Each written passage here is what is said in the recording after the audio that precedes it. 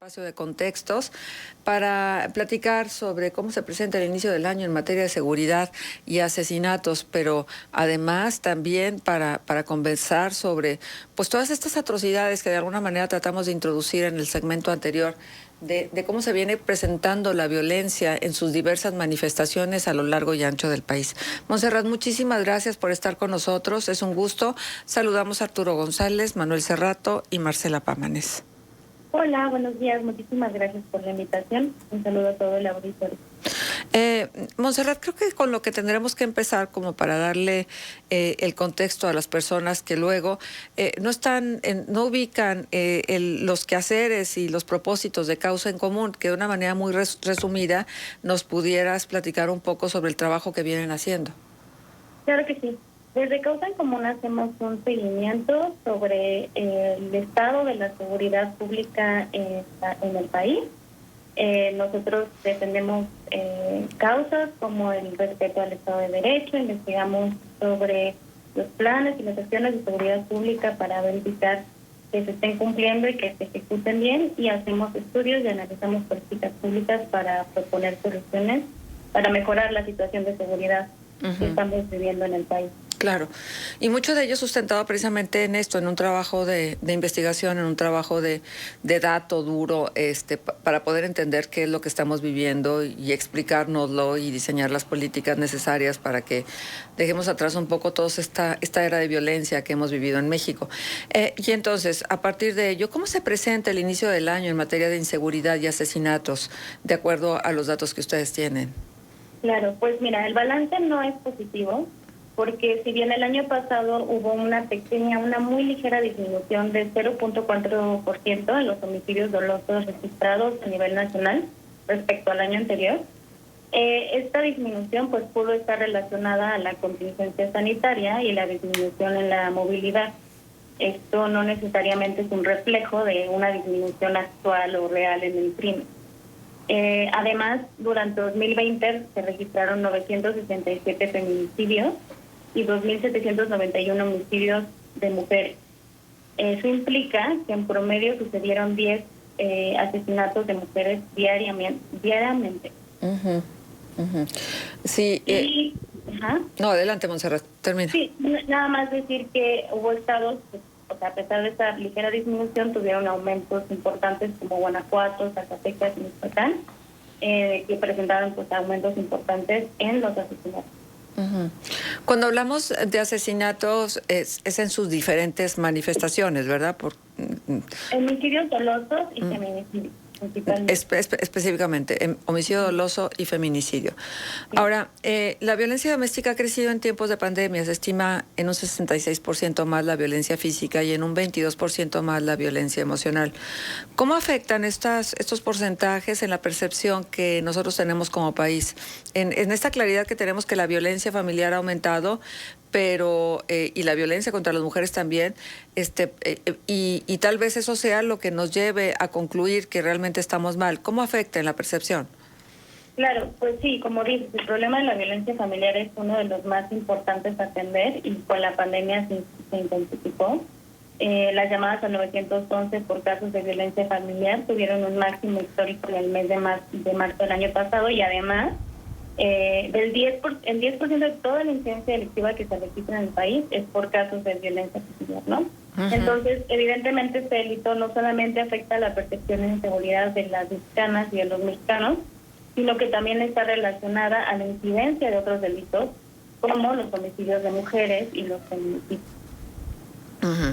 Ahora, ustedes han hecho un informe que la verdad es que es bien difícil de leer porque se llama Galería del Horror, atrocidades registradas en medios periodísticos, pero hacen un trabajo muy intenso, muy exhaustivo en tratar de recopilar todo lo que se publica en la prensa en relación a este tipo de asesinatos.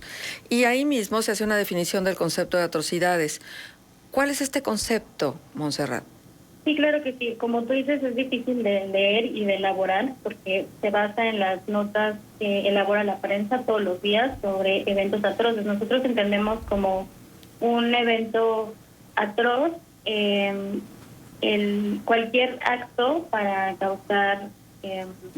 dame un segundo, por favor. Nosotros entendemos como atrocidad el uso intencional de la fuerza física para causar la muerte, laceración o maltrato extremo, causar la muerte a un alto número de personas vulnerables, de interés político y para provocar terror. Estas atrocidades pues incluyen delitos muy feos como masacres, el asesinato de personas vulnerables o de interés político, personas con discapacidad, asesinato de mujeres con crueldad extrema, destrucción de cadáveres, mutilación, y bueno, todas estas manifestaciones de la violencia que utilizan la fuerza de forma extrema. Uh-huh. Sí, pero y la pregunta obligada ¿es exclusivamente lo que dice la prensa lo que pasa?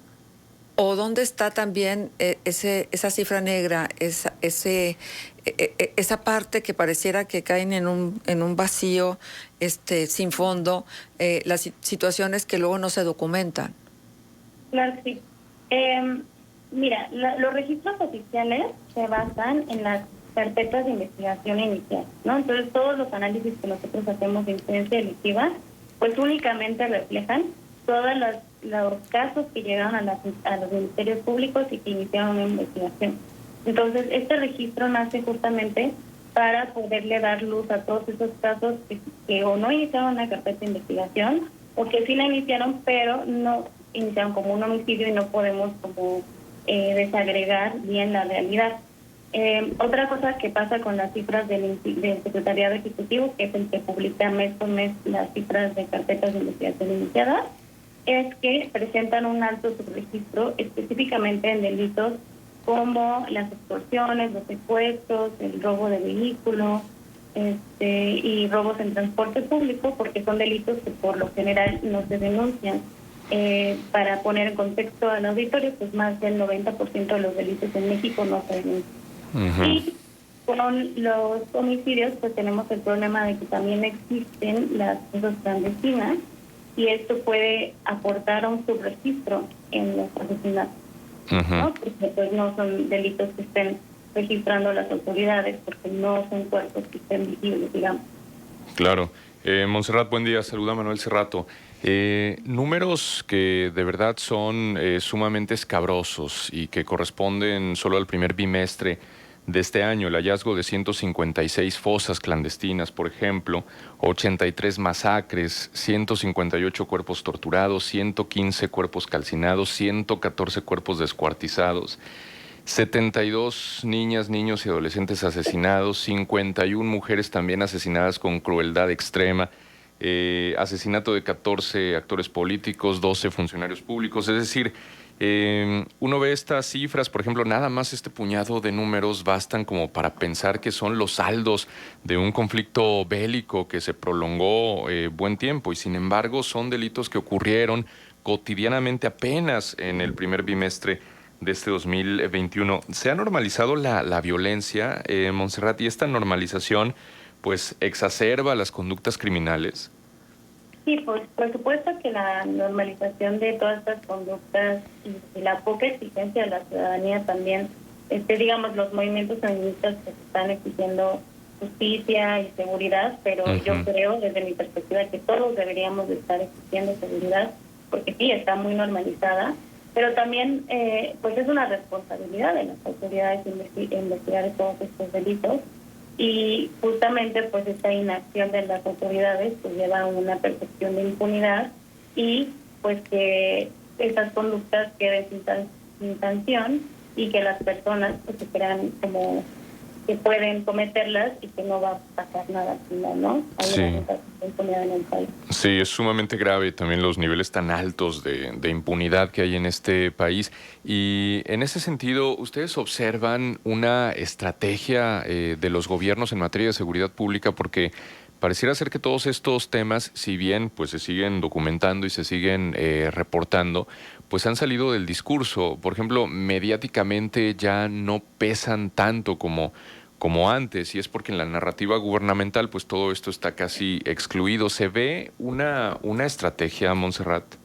Pues el gobierno federal su estrategia está apostando por el desplazamiento de elementos de la Guardia Nacional para atender estas dinámicas de violencia en los estados, ¿no? Uh-huh. Pero esta estrategia pues ha sido cuestionada y se ha documentado en muchas ocasiones que no necesariamente puede dar los resultados que se esperan. Por ejemplo, el fin de semana pasado desplegaron a Guanajuato a más de 1,000 elementos de la Guardia Nacional y ese mismo día asesinaron a 13 personas en el estado, ¿no? Entonces, esta idea de que el simple desplazamiento de elementos federales a ciertos estados que tienen dinámicas de violencia muy distintas entre sí, no necesariamente puede dar los resultados esperados y, por otro lado, pues deja en un estado de abandono y de protección a las policías estatales y municipales que al final pues son los que dan respuesta a todos estos delitos de fuero común, ¿no? Que son responsabilidad de los estados. Sí, Montserrat, fíjate que me he preguntado mucho si toda esta difusión en relación al tipo de crímenes y estas atrocidades que se cometen por parte de los delincuentes organizados han sido escuela para el resto de la población, que luego en algún momento dado pudieran imitar la manera de proceder de los criminales sin ser necesariamente parte de los grupos delincuenciales. ¿Pudiera haber algo al respecto? Pues el problema, como lo mencionábamos anteriormente, es la impunidad, ¿no? Que muchas veces justamente una organización civil que se llama Impunidad Cero hizo un análisis sobre la impunidad en los homicidios y ellos estiman que alrededor del 90% de los homicidios que ocurren en el país no se investigan ni se esclarecen. Entonces, es muy fácil que desde el momento uno se asocia a que estos delitos los comete el crimen organizado cuando ni siquiera tienen los elementos necesarios para atribuirles estos delitos y pues justamente esta impunidad no nos deja saber quién los cometió y entonces cualquier persona puede cometer delitos casi por la libre sin que en realidad pues haya una sanción por parte de las autoridades. Sin embargo, justamente en este registro de atrocidades que hacemos mes por mes, nosotros diferenciamos por tipo de atrocidad y entonces ahí puedes detectar patrones, ¿no? O sea, hay ciertos delitos que se atribuyen o que están relacionados con el modus operandi del crimen organizado, como las masacres, el calcinamiento, la gestión de cadáveres, las fosas clandestinas, y te puede decir como más o menos en qué estados suceden más estos delitos y en qué estados suceden otros delitos como no sé, el linchamiento, intento de linchamiento, que son delitos, digamos, como que se pueden atribuir a la sociedad, ¿no? Arturo González. Buenos días, te saludo con gusto. Quiero preguntarte, ¿dónde ven ustedes que está la principal falla en materia de impunidad? ¿Por qué, a pesar de la descomposición y bueno, de la exigencia de acción de parte de las fiscalías, no se logra disminuir la impunidad de forma sustancial? ¿Dónde está la falla? Pues una de las principales es el abandono de los policías estatales, como mencionaba, estatales y municipales, y también esta falta de visión de que tienen que actuar de forma coordinada, tanto la Secretaría de Seguridad Pública con las fiscalías, para que puedan llevar investigaciones que se puedan sostener una vez que llegan a la impartición de justicia, ¿no? Entonces, una de las principales fallas es que no se ve como un sistema y, sobre todo, que los principales esfuerzos a nivel federal pues, se concentran en la Guardia Nacional, en acciones militarizadas de la seguridad pública y no se esfuerzan más bien o no se llevan a fortalecer las capacidades de las policías, tanto de seguridad pública, las policías de investigación, dentro de las fiscalías que son las que se encargan de llevar los actos de investigación una vez que suceden los delitos y evidentemente los fiscales y de los ministerios públicos que son los encargados de llevar esas investigaciones con el juez para que se puedan esclarecer los delitos. Entonces, justamente es esta falta de visión de que se tiene que fortalecer el sistema de justicia desde los policías hasta los jueces. Montserrat, me llamó la atención el artículo que publicaste el mes pasado, Ser Policía durante la Pandemia, donde también proporcionas estos datos, que el año pasado fue el más violento para los policías desde que se tiene registro, 1.4 homicidios diarios en promedio de policías, y en lo que iba del año, enero y lo que iba de febrero, en la publicación del artículo el día 18, al menos 54 policías que habían sido asesinados en el país. También está el problema, a partir de este 2021, de la eliminación del Fortaseg, del que dependían en buena medida muchas corporaciones policíacas locales para su equipamiento y capacitación, y que, bueno, se pidió reconsiderar esa determinación del gobierno federal, que, bueno, no tuvo efecto, desapareció junto con los otros 109 fondos y fideicomisos. Hay una vulnerabilidad todavía más acentuada de las corporaciones policíacas, sobre todo locales, es decir, habrá una desatención, pues ya por lo menos en lo que resta del sexenio. ¿Podría funcionar cualquier estrategia de seguridad que no fortalezca a estas instituciones? Sí, creo que le estás dando al punto central de toda esta discusión, porque al final, pues, los policías municipales son los policías que están más cercanos a la sociedad cuando sucede un delito, ¿no? Uh-huh. Y justamente este fondo que estás hablando, pues, es el que se dedicaba a equipamiento y muchas veces a capacitación de estos policías. Entonces, justamente esta desatención a los policías, que son los primeros respondientes que sucede un delito, pues puede afectar muchísimo en cómo se sigue investigando este delito. Entonces, justamente eso es una de las principales causas de causa en común, voltear a ver otra vez a los policías. Es increíble que el día de hoy, pues al menos llevamos registrados 75 policías asesinados a nivel nacional, y hay una desatención muy, muy fuerte, muy grave hacia estos actores que son sumamente relevantes para que la seguridad del país al menos mejore un poco, ¿no? Uh-huh. Muy bien. Montserrat, pues agradecemos muchísimo el favor que nos han hecho de estar con nosotros en Causa en Común, específicamente a través de tu voz como investigadora de Causa en Común, Montserrat López, quien estuvo con nosotros. Pero me gustaría mucho que le dejaras al público el punto de contacto donde puede revisar todo lo que ustedes suben y toda la información que generan a través de las investigaciones.